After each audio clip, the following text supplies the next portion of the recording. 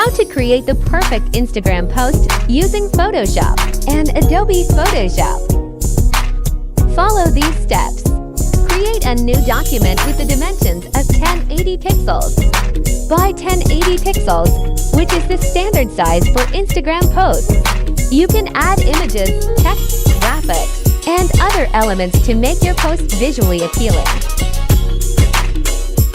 CTRL plus Day.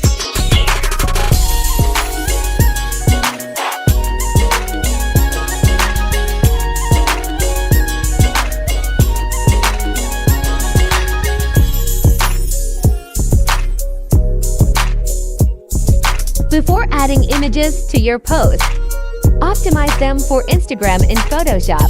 This ensures they look their best on the platform.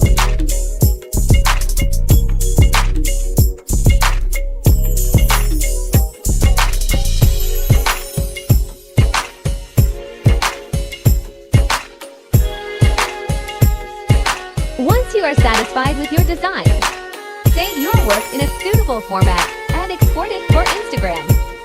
Like, share, and subscribe.